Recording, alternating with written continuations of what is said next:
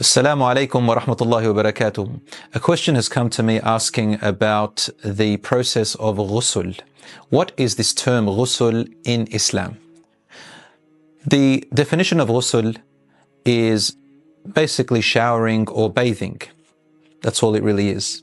However, we use the term ghusl in Islam to refer to a specific process after a particular activity or practice. And they are two main activities and practices. Number one, when a person has engaged in intercourse, if they're married, or a person has woken up, usually men have this, they're woken up with a wet dream, or after a menstrual cycle has ended for a woman. Then you do a process called ghusl, which means showering or bathing, before you will be allowed to recommence praying salat. Ghusl has to have the right intention. So when a person is going to wash themselves in a bathing process or showering, they've got to have the intention of why they're doing it. Someone asked me if it's just merely showering, but without the intention, does that suffice? According to the majority of scholars, no, it does not suffice, and it is safer to go with the intention. But the intention is really nothing. It's merely an intention in the heart that you're going to wash yourself in order to become spiritually clean, in order to go back and pray your salat and so on, other acts of worship which otherwise you couldn't have done.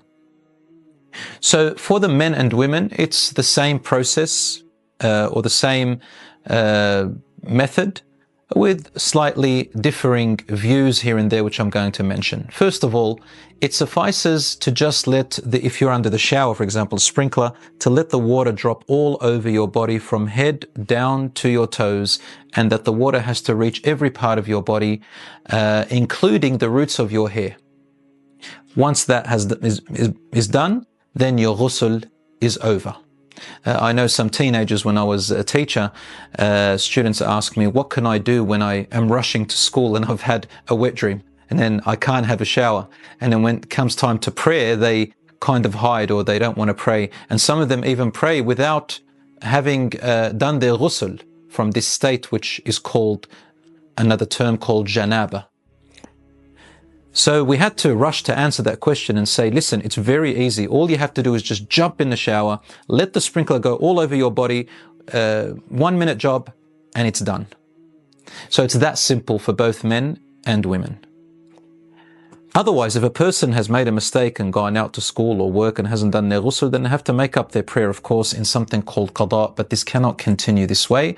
And of course, Allah pardons people for their ignorance. Now I come to the sunnah way, the recommended way that the Prophet, peace be upon him, taught us to do the ghusl, which will give you more hasanat just for following the way of the Prophet, peace be upon him. Obviously, to us, ghusl is a form of worship because we do it for the acts of worship when we pray and so on.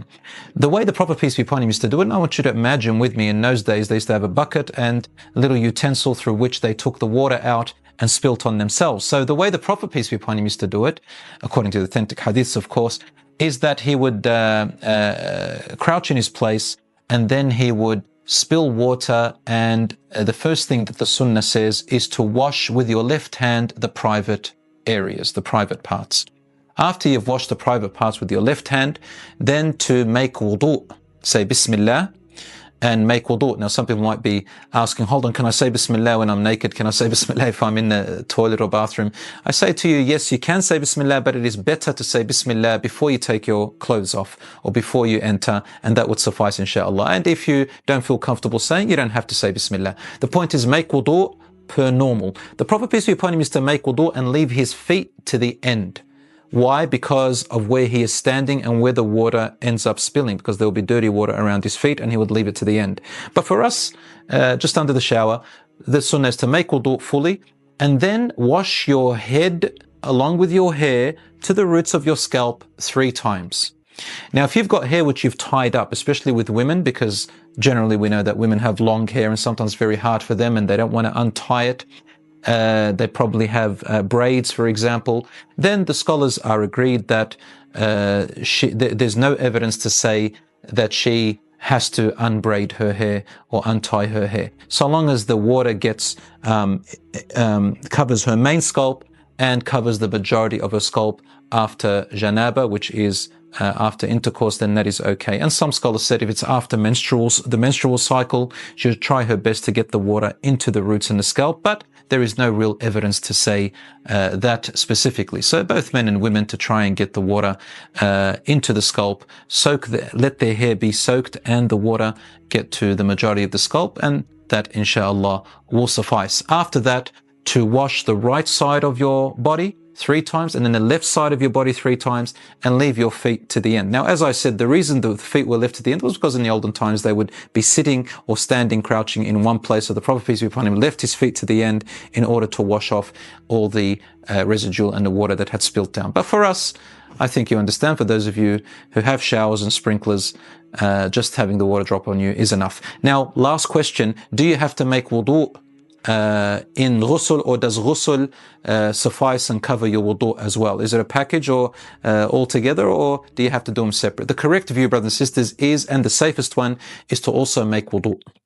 So make the intention for ghusl in your heart and then the intention for wudu while you're in the shower, and inshallah you can pray straight after it. I hope that answers your question. Wassalamu alaikum wa rahmatullah.